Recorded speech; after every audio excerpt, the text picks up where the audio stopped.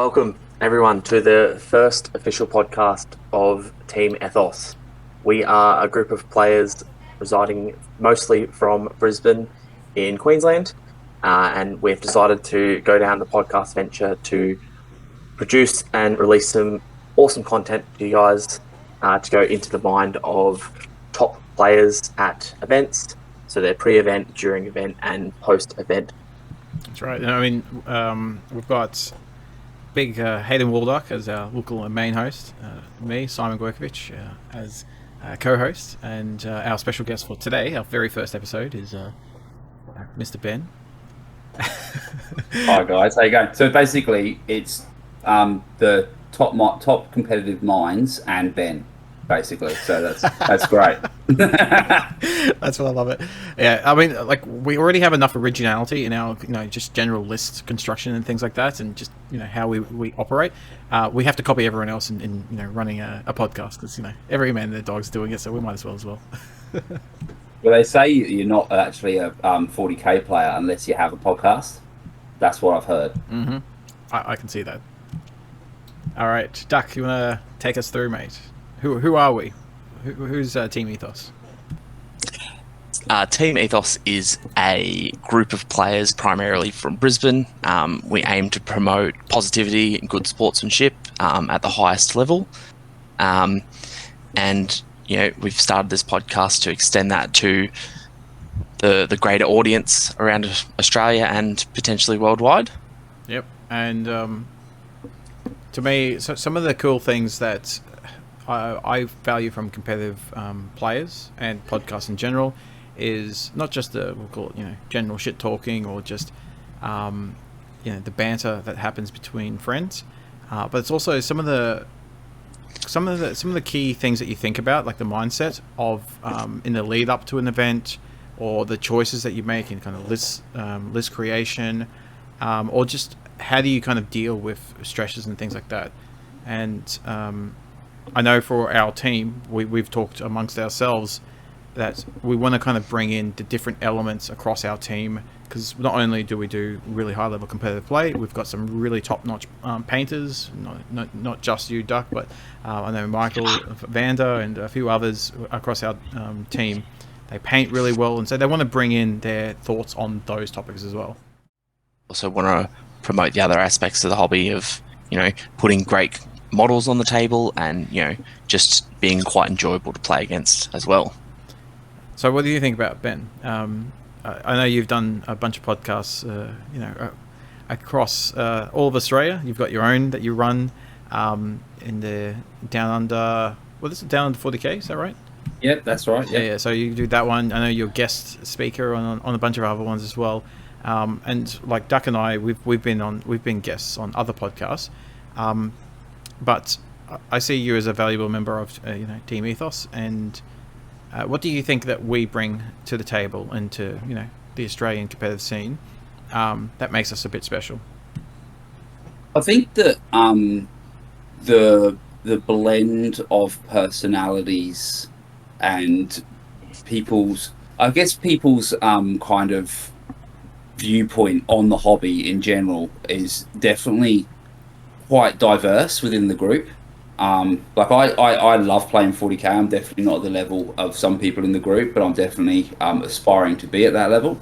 And then you have like Vanda, who's like we said, an amazing player, an amazing painter, and everyone has different kind of focuses within it. But probably the most common thing that's kind of runs the common theme among the members seems to be that we value the sportsmanship and kind of the good times and the good vibes of the game. That's definitely at the forefront of the people who are in that group, and kind of the people weren't inviting everyone, that was kind of if you're sussed out, you had a good outlook, good enthusiasm, positivity. That was kind of that's kind of basically how I got in, so I really appreciated that. So and I think that's kind of what it's all about. And let's face it, there's some good blokes in the team, so it's always good fun being part of it and being part of the chats and stuff. So it's great. Yeah. I know. Like one of the first teams that I was actually part of, in essence, and Duck, you were one of the founding members as well, was Godhammer. And Ethos, to me, is a natural extension of that, where we took the key elements that we were trying to craft within there. And I know some of those, early documents that we created about, like, what's the goal of Godhammer, what values new members should have, etc. We have brought in, at least in spirit, as part of Ethos. I know that we generally want to have a reasonably high level of play, but it's the mindset of the people that we want to come in. So there's lots of great players across Australia, and I don't want to shit talk any of them, honestly. It's what I know Eric, and I think the vast majority of us really look for is people who have that kind of growth mindset and just really focusing on getting better at whichever aspect of the hobby, be it competitive 40k or the painting aspect. Like, they really want to grow. Yeah, and just off the back of that, Simon, I think we've been doing that for a while. Naturally, when Eric and I progressed from events at Games Workshop to going to events outside and getting into that tournament scene, once we were sort of established in there and started performing, we were quite encouraging for people to follow our lead and come with us to events, to the point where, we started almost recruiting out of a Games Workshop to the Eric Lafleuras lab of games in his backyard, and quickly started taking people under our wing. I remember meeting old young head full of hair Liam Hackett at a ripe age of about 21, dominating the Games Workshop tournament scene inside the store, but never seen an event outside the shop. And we quickly pulled him out, and in turn brought the rest of the normal blokes, which helped them form the club they are today. So shout out to them.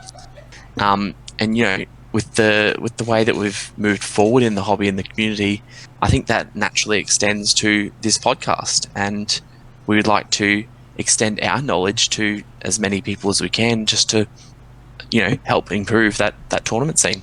Yep, for sure. I've got lots of anecdotes that I love. And I actually just said it today because we were at Eric's, having backyard, 34-degree heat, and that was all nice and fun. But I just love the growth. Like, I would be considered, we'll say, the old man. I'm doing the bunny ears for everyone that's listening, but I'm like the old man in the group, at the ripe old age of 40. And so, and just seeing the growth of players.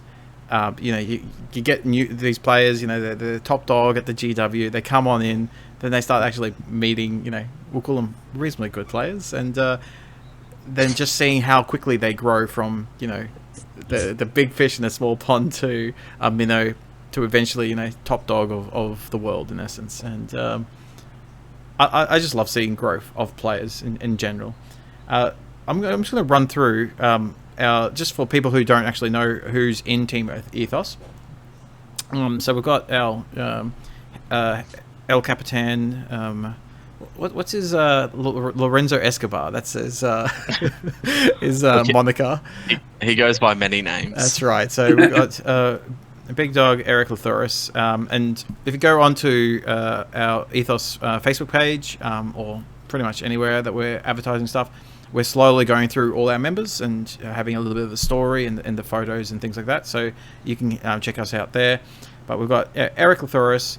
Then we've got, I'm just going, I think it's alphabetical order, but anyway, Alex Terrazin, originally from France. He's expat to Australia. He's really loving life, and he's, I keep saying shit talking, but he shit talks like nobody's business.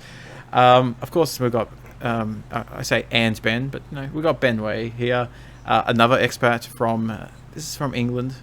I don't know, it's like Eric's born in Australia, but his heritage is Cyprus, isn't it? What is it? It's No, Greek. don't call him Cyprian. He'll be mad. No, it's Greek, and what's the other half? His mum's Maltese. Maltese. My apologies, Eric. Not like the chocolate, like the place. Yeah, so Alex is originally from France. Ben, originally English. Am I correct? Yeah, I was born over here, but I grew up in England. I lived there. I moved over there when I was 4, and then lived there till I was about 20, so 19. Excellent. So I'm spending a little bit of time on this, guys. I'm sure it's interesting, but it's just these are the people that they're part of our team, and I really like pretty much everyone in this team. So, you know, you'll get to love them, and you'll hopefully, this is the plan. Again, this is we're kind of introducing ourselves, our club, and what this podcast is trying to achieve. You'll hopefully hear about from all of these guys over the year, because they all kind of specialize in different things. Then we've got Chris Wright, and so I think he's pure-blooded Australian. I have no idea where his heritage is from, but that's all right. He's a great guy. Chris is actually from Newcastle, is that right, Ben? Yes, he is. Yeah. Is the rest of the New South Wales guys, they're all from Newcastle as well, or is there some from Sydney? No, Vander's from Sydney.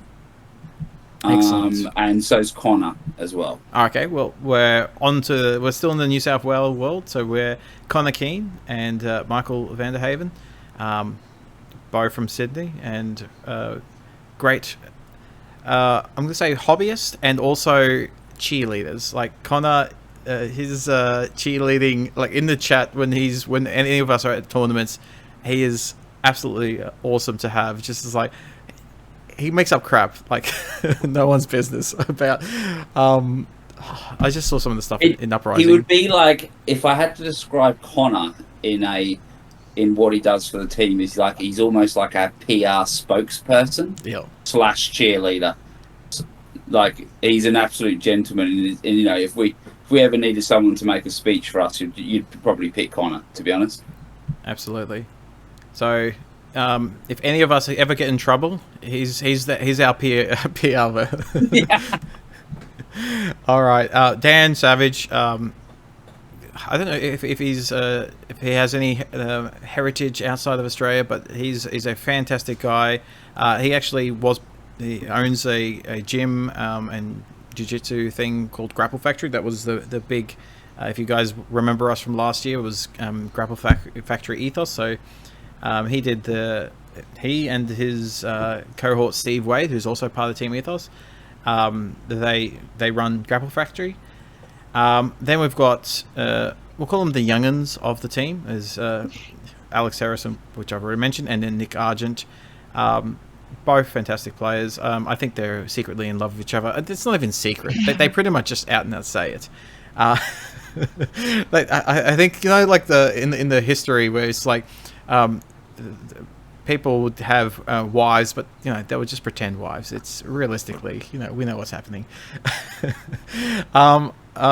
We've got myself, I've already mentioned it, and we've got Nick Standing down at the Gold Coast. He's fantastic hobbyist. He's painted for myself. He's commission painted a bunch of my stuff. It's pretty much the best stuff outside of maybe stuff that you've done for me, Duck. He also he loves his Space Marines, or pretty much anything in power armor. I think that's everyone. I don't think I've missed anybody, but well, you literally skipped me, and I'm right here. But sure. Okay, my apologies. You're the first person I introduced. So we've got, of course, Mr. Hayden Walduck. So I put some pictures of us, the young Hayden, going to 2016 ETC, and. Yeah, we've known each other for a very, very long time, and I told the story just today to Will that when I was about 11 years ago, I started back in the journey of competitive 40k, because I've been playing for like 24, 25 years, and I didn't really play Eric because he was always, you know, at the top of the brackets, but I think around a year into it, I started playing you. And I think I just kept on hitting your towel and then losing. And I think it was like 6 tournaments in a row that happened. And then I finally, it was like an Oktoberfest, I played your tower again. And I had that warp spider that kept on teleporting around. and I think I drew, or maybe I beat you by like 1 point or something like that. I can't remember exactly what the results were, but that was like the first time that you go, oh, okay, this is not just some idiot that I'm just going to keep on dunking on. It's like, all right, he's getting a bit better. It's all good. And so okay, he's earned my respect now. That's right. Yeah. So you were the so you knew. I don't know if Eric knew of me or anything like that. Because I met him when he was like 14 years old, but we didn't really talk or hang out because you guys were in a different friend group. But yeah, I definitely met you first, and yeah, we knew each other. And it was for the first probably year or so. I was just that guy that you would get to, and he was slightly getting better, just getting better every day. Every time we played, it's like, all right, he's gotten a couple more points against me. Yeah, and all jokes aside, a part of that and that progression is what we want to talk about and focus on these podcast episodes moving forward. There was time and time again where, and Simon and I have spoke about this in length, and he would come to the table and he'd be like, okay, Duck's playing Tau. Simon would typically have Tyranids, and this is back in sort of 5th, 6th edition, and every time we met at the table, Simon even mentioned, he goes, your list tweaks so ever so slightly, but it's enough to throw me off my course and just throw a spanner in the works for the game, which usually meant the Tau coming out on top. And it's that little tweaking and the thoughts behind those movements in the lists that we want to get to, and we want to sort of own in on, and hopefully people can have a takeaway that improves their tournament scene and just their general happiness of their hobby. Because I don't know about you, but I don't like going to an event and losing more than one game, let alone all 5 games. Mm-hmm. So we're just trying to give you an insight of a top player and how we work out what steps we're going to make just to make that event as enjoyable as possible. Yeah. And I find the most enjoyment when I'm performing how I imagine myself to perform. Yeah, I mean, like in my, and I'm going to throw it to you in a second, but in my, we'll call it my journey, which is pretty much documented visually. If anything you guys want some old ancient history, you can check out the God Hammer YouTube channel, and you can see a bunch of my tournament games there and kind of my development over the years.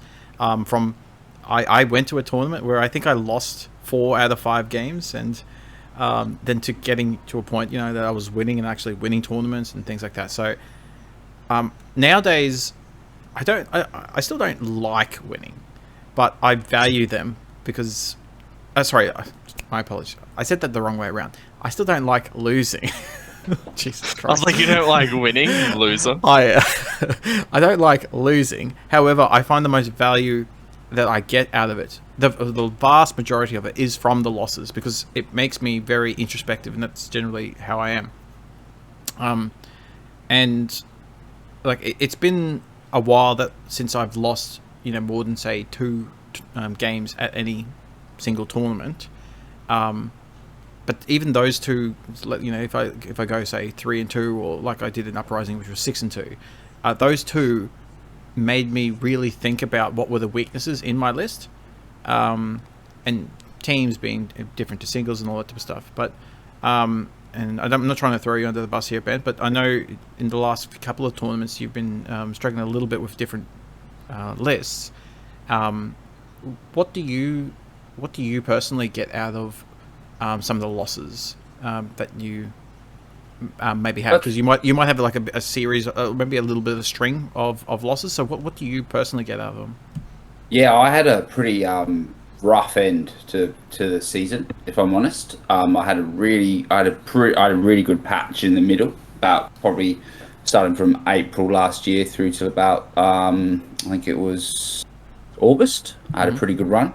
And honestly, I think there was a bit of fatigue there because I did go to a lot of events. But I think I actually made some, like, we can go back to the list writing phase, obviously, and I think we can even go before that. I think there was a couple of events, I think the New South Wales ones particularly, that I made some pretty bad meta calls about what I should take.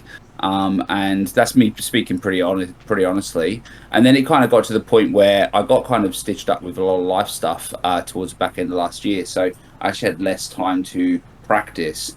And I had this internal tussle with the fact that I knew I was going to have fun at like Uprising and stuff like that, but there's still that competitive edge with me. So what I'm going through personally is like making sure I can kind of temper myself to understand that sometimes that to basically remind myself that when I go into those events when I've not had enough practice, that just picking up a few wins is a great thing in example, and not expecting to always be on a purple patch, if you know what I mean. And I think that like there was definitely a couple of bad medicals in some of those events that I made. There was definitely some I would say I definitely picked some lists which were of high difficulty, and I probably hadn't practiced enough when I took them into those tournaments as well. I think there's a multitude of, each tournament had its own story, if you know what I mean. And I think that I've learned a lot in my preparation going into events, just as much from that as I have done on the tabletop when actually executing those games. So yeah, it's been quite humbling, quite good, especially after having a good part of the season. Quite humbling for me to kind of get a bit of a clapping in some of those events, and I think that's been good for me in terms of my development long term. To have a kind of a bit of a rough run there, if you know what I mean. So yeah. What about you, Duck?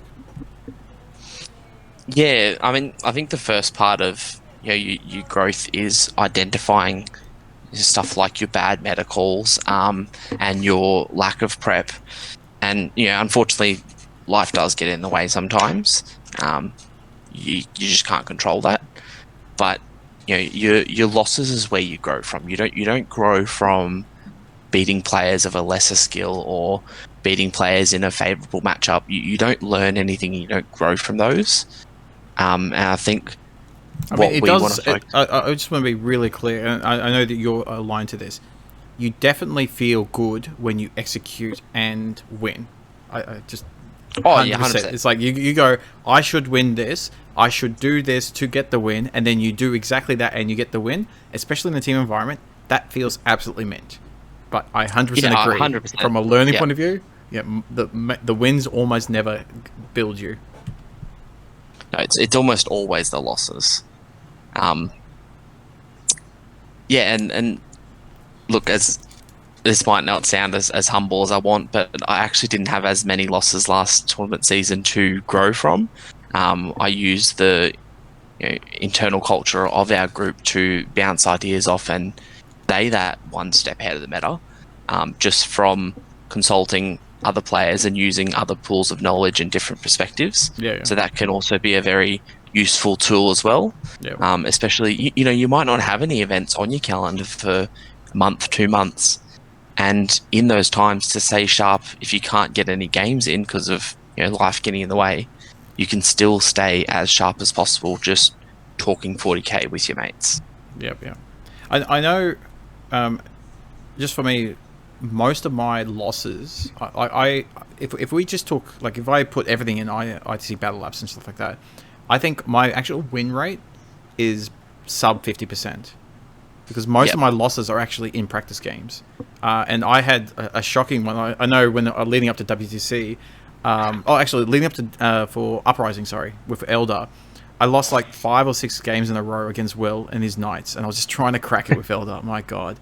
And even nowadays, like with my current Elder that I'm practicing with, my win rates, it's reasonably low because I'm trying different ideas, or I dive people harder than I normally would, say, in a tournament game, because I'm just trying to push the boundaries wherever I can.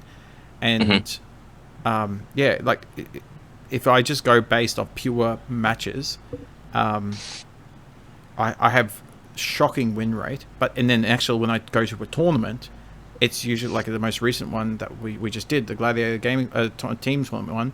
I won all my games. But maybe not as high as I could have, and like that's something I need to work on. The introspective thing and the time for being introspective, I think that's me personally, and I think hearing what you guys are saying, that's probably the biggest one. It's really just say you get a loss, you play a game, you get a loss, and then sitting down and really thinking about that over not just 1 hour or a couple of days, but like literally 2 or 3 weeks, you'll think about that and you'll make tweaks and you'll practice more, and and you can kind of get a bunch or a grouping of games that you can kind of bounce the ideas off you. Yeah, and you can almost self-identify gaps in your list where you go to an event, you play 5-6 games, and after you finish, you might look back and think, there was 2 or 3 matchups where I didn't quite have either enough screens, or I didn't quite have that one extra little unit to sit in the backfield and just hold a backfield objective. And that post-event recap is very valuable. And I highly recommend everyone to put a decent chunk of time into your post-tournament recap as well. Yeah, absolutely. I know we've both done this, like where we'll place an idea, like we'll have an idea for a list, we'll throw it on the table, and then we'll go, okay, I'm gonna go first, like best case scenario, I'm gonna go first. Mm-hmm. All right, that was fun, and then we'll re-rack, and it's like, now you go first, and just see if it's punished, and if your list can't, if it's built to dumpster somebody, but then it can't take a hit at all, it's like, all right, now we need to do some adjusting. Yeah, like, okay, maybe back to the drawing board for a tick here. Yeah, that's right. So Ben, just because I always love, like Duck and I talk a lot about some of this type of stuff, and I love hearing from others, again, especially from my friend group and within the club. What's your process of actually going through and we'll call it like identifying what the meta is and what lists you should play and things like that? Like what is that your process there? Well, so look, without going on too much of a tangent, I started playing tournaments probably about halfway through 8th edition. So, like, I'm definitely have not got as many tournament reps under my belt as you guys. But one thing that I identified really quickly, and well, I don't say so much quickly, but identified at the right time for me when I'm going to tournaments was really getting into that goldfish bowl of where I play and who I play against and who I'm likely to meet, and really thinking about, instead of like, pulling all my sources from, BCP in Victoria, having a look at what's doing well in Victoria, just say like it's a local New South Wales GT or something like that. I'm looking at kind of who am I likely to meet, like looking at that player list, kind of knowing what players travel a lot within New South Wales, and kind of assessing what they bring, where we're at, and kind of like, who's hopped, who hasn't, what faction masters have got, armies at a good tier and stuff like that. Right. Kind of looking at my own collections, I tend to I wouldn't say meta. I don't meta hop, so to speak. I have probably about 4 big collections that I will rotate through to what I feel suits the meta best / what I fancy playing, at that time, and that's kind of for me how I approach the meta. Obviously, understanding where my army sits in a power level, in terms of like, if there's a new book come out, is that the book that breaks the back, that gives me too many bad matchups for this faction? Do I have to flip over? Do you know what I mean? And stuff like that. The collection thing is definitely something I do. In addition to, I've seen it, Simon, mate. I know you do it. But, what I'm getting at is, I like to do like epochs almost, like in my competitive career. It's like these next 6 months or these next 12 months, I'm focusing on X faction, and it takes me maybe about 2 months to start getting to a point where I feel I'm starting to get mastery again, and I purposely switch maybe every 12 months to start playing a game with some other parts of my collection, but also so I don't get ever too comfortable in one particular faction. Do you go through that same process, or do you go say through all of your thing on a tournament by tournament basis, or do you do like the epoch thing, like for the next 6 months I'm playing just this? Oh well, if you don't mind me popping in on that one, yeah. I am not So I am You're not popping in, definitely. it was addressed to you. Yeah, I am definitely not the type of person who can go, I'm just going to use this weekend and then go for one with it, right? Do you know what I mean? Like, I'm a person who needs time. Yep. I don't like closing a book until I feel like I know the book, if you know what I mean. So it's quite a similar thing to you. I don't know if I never so much dedicate myself and say I'm going to play this and give myself like a time period. What I tend to do is kind of like it. I kind of get off when it feels like it's time to get off. Do you know what I mean? Right, That's okay. kind of where I'm at. You know, like there's boredom's an issue. Like I need a palate cleanser. There's like I said, that other books come out and they've just sunk down a tier, or a balance update's come out or something like that.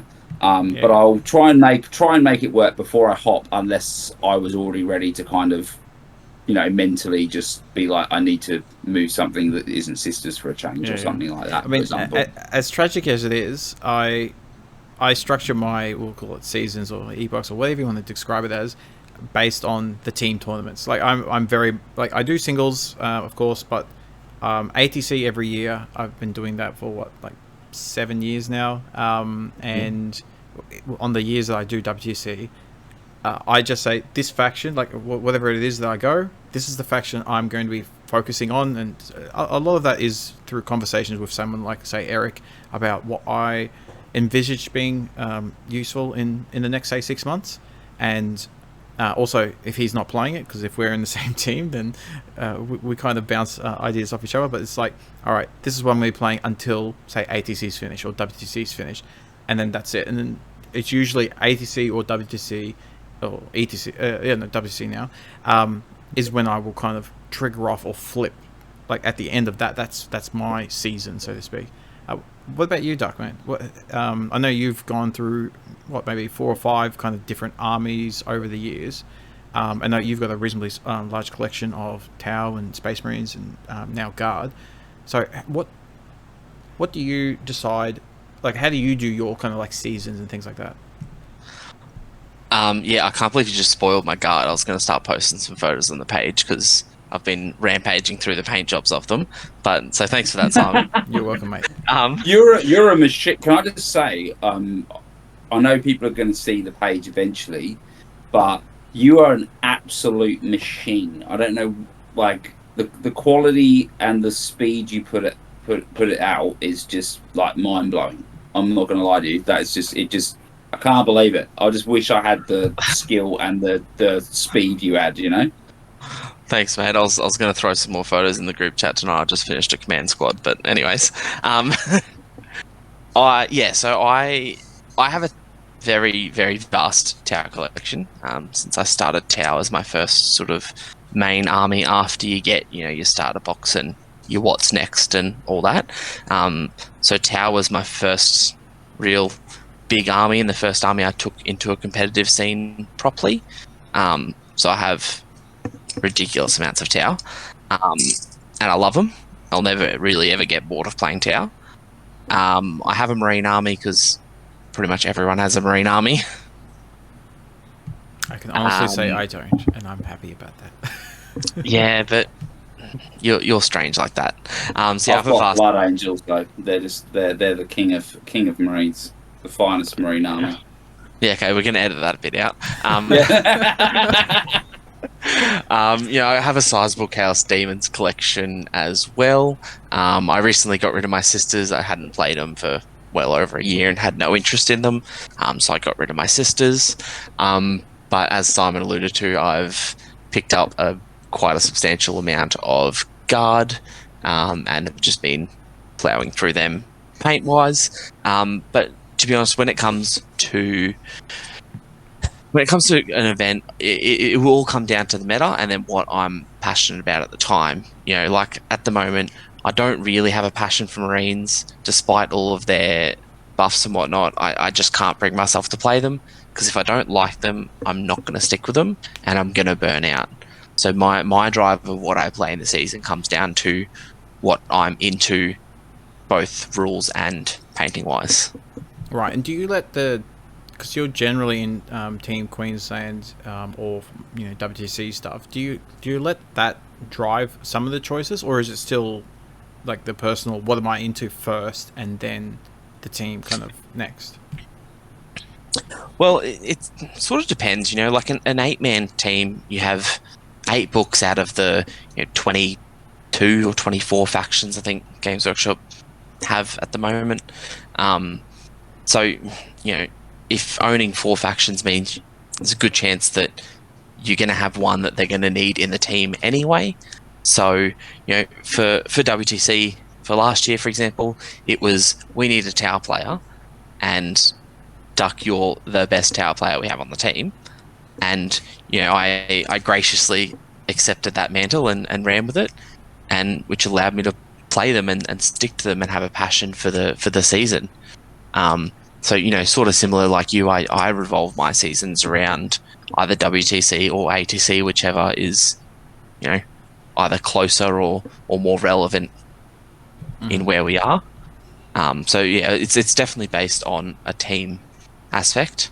Because at the end of the day, singles are singles. I think singles is a good way to have an outlet to practice some of your archetypes or some of your tech. You wouldn't take a heavy skew list singles because you just wouldn't have a good time. You'll hit a couple of hard reds. Yeah. I know unless you're Simon at Uprising. Yeah, I mean, I know I and this just might be between my own hang-ups, but between me and Eric, because we run very similar, like we almost share models pretty much, or we do, in fact, for many years.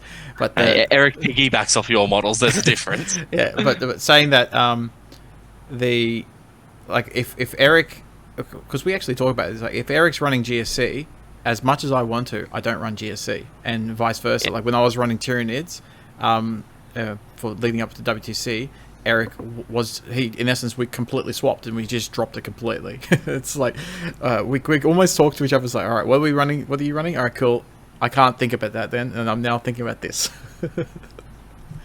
I think the only time we've all sort of, like you and Eric have played the same thing is where you, me, and Eric all wrote essentially the same list. Yep. And all used your models for a Ynnari army that all 3 of us played at one event for a bit of a meme. Yeah, all right, this is a little story. I think this is actually funny, and I'm gonna share it. So exactly that, Ynnari 7th ed, I think it was a 7th ed Ynnari, yeah.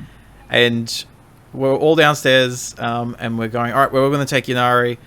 We come up with lists, but I go, they're my models, I'm going to pick first. And so I picked the perfect Ynnari army, and I've got so much bloody Eldar that we could literally have 6 armies worth of Ynnari there and still be happy. But I picked all of mine, and then you and Eric, I don't know if you did Scissors Paper Rock or Diced Off who picked next, but you beat it, and Eric was last. And we literally got 3 full Ynnari armies, plus had tons of models left over, and we all my models, we submitted it. I actually played both you and Eric, and you both beat me, you cunts. But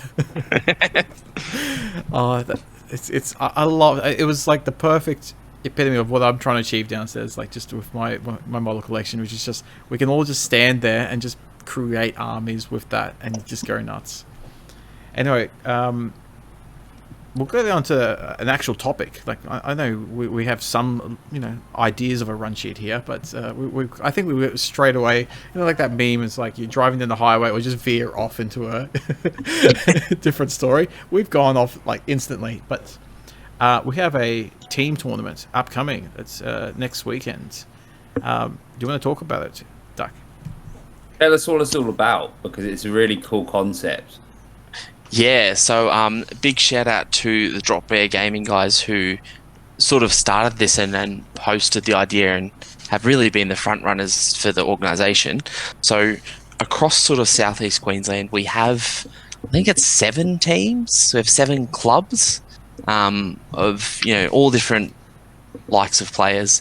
And what we decided to do, or what the guys at Drop Bear and the Gold Coast decided to do, was put together an inter-club team event. So all of these clubs have put forward a team of 5 people. Is that right, Simon? 5? Yep, it's teams of 5. Yep. The 6 yep. that I can see, and in the actual players pack, we've got ITA, so Ipswich Tabletop Association, the Low Rollers, The Normal Blokes, of course. We've got us, Northside Alliance, and Drop Bear Gaming. Now, I think the Toowoomba guys, are they... They're not low rollers, are they? No. What are the Toowoomba guys? I'm not sure if they're actually playing as well, but that is the 7th team, I think, that you're talking about. We lost you. Sorry, I was talking, but you obviously didn't hear me. No. We're gonna have to set up a GoFundMe to get Duck a proper mic, I reckon. It's coming. It's coming. Excellent. It's coming. All right. That's all right. Just keep going, mate. We'll keep this. I'll edit it out, but we'll keep this little bit in. This is the realities of our first episode, mate. This is the realities of our first episode. I'm going to keep talking, so fuck you. So 7 teams of 5 players, 3 games, 1 day out at Ballistic Brewery in Salisbury, and all proceeds are going to go to Team Australia to help our boys get back to Belgium and take the back-to-back golds. Yep, absolutely. And I love the concept because there's not just that. There's going to be I think it's called Team Battle Brothers or something like that. The Northside Alliance guys are also doing a singles event. Same thing. It's fundraising for WTC. There is a little bit of a push from Liam being captain, and they've actually got a fundraising czar from Ben and from Will. And so they're doing good stuff. They're doing good God's way. We'll throw a shout out to their fundraising thing later. So in case anyone hasn't heard or hasn't seen on the page, Team Australia is doing a raffle with a large host of swag that's been donated from a couple of different stores. So big shout out to those stores who have contributed. And I will also actually be painting a Salamanders box in Team Australia colours, just as a bit of a novelty prize in there as well. Yeah, don't underestimate. It's like, again, you paint really, really well, and so a whole army, like a small part of an army that's painted by you in Team Australia colour. That's pretty cool. Yeah, so we'll put a link in the notes below of where you can find that raffle, as well as the Team Ethos page. So if you want to jump on there, grab a couple of tickets, have a look at the swag packs they have there that are going up for raffle.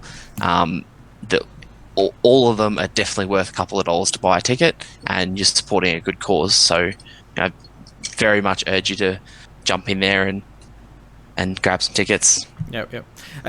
For me, I love the idea of like, I love how we've been able to develop in Southeast Queensland that not only competitive players, but like 6 or 7 whole clubs dedicated to kind of people who really want to play with their mates, but also get better. I just love that, and I loved the most recent tournament, which we won't cover too much because it's been done to death, but having what, like 7 or 8 it was like 7 or 8 teams with multiple teams there from each kind of club. I just loved that. Just seeing it, like everyone in their colours, and we're doing friendly competition and just really building each other up. I loved it. Yeah, look, I personally think team events is the best way to play and enjoy the hobby. I'm sure Simon will agree with the amount of times that we all jump on the first team event that comes up the year, and we're all at Josh to get back in and start running his gladiator events. So we're hankering for another Queensland team event. That's but right. Look, they really are the best way to enjoy the competitive scene, or even just a segue to step into the competitive scene as well. For sure. So, do you want to talk about who's actually going to be representing Team Ethos at this thing next weekend? Yes. So, representing Team Ethos at this event, you'll have our prestigious captain, Eric Lathuris. And look, if you're here to find out what lists we're playing, that this is not the podcast for that. So we have Team Eric leading the team. We have myself. We have Alex Terrison, truly the familiar to Eric's patriarch status. We also have Nick Standing and yourself, Simon. That's you right. will fill out the 5th person on the team. Absolutely. I thought you were doing a sly. Oh, I forgot who else is. I was going to, but I wouldn't reduce myself to that level. That's all right. So that's for plebs like me. Yeah. So look, this team event, everyone's pretty psyched about it. It's got some good vibes going around, and it's not going to be. It's not going to be a hyper competitive event. We're not looking at it in the same light that we'd look at like an ATC. It is more of a fundraising fun event, but it is still a great outlet to test some ideas and give a bit of a on the job experience for some tech. It's very exciting. It's very, very exciting to test some things in a real life scenario without the pressure of representing a state or a country. Yeah. I just love how, it took a couple of years, but we got the first version of this was that one that I tried to do for the 2018 one, which was, I called it ETC Moneyball. And we held it at Eric's house. I think it was like $30 entry. Everyone went in. The winner got $50, and then all the rest went to the team. And it was okay. I think we got like 6 people who played. But this is definitely the next step up, and I just love it. I love that. It's the same. It's the growth mindset. You get an idea. It's a great idea. Maybe it's a bit early for its time or whatever, but then people grow from that, and you try it again. Just kind of like this episode. I've just called it introductions, and it's like where this is our first one, but we're going to grow from it, and hopefully 6-12 months from now, when we've got Vander or something like that on and talking about awesome things, people will go, oh yeah, that's right. This is a really awesome podcast, and then they'll remember the first episode, which is you going through like 14 different headsets and throwing them into the street. Hey, I'm only on my third. Give me some slack. Excellent. Well, I think we can pretty much wrap this up.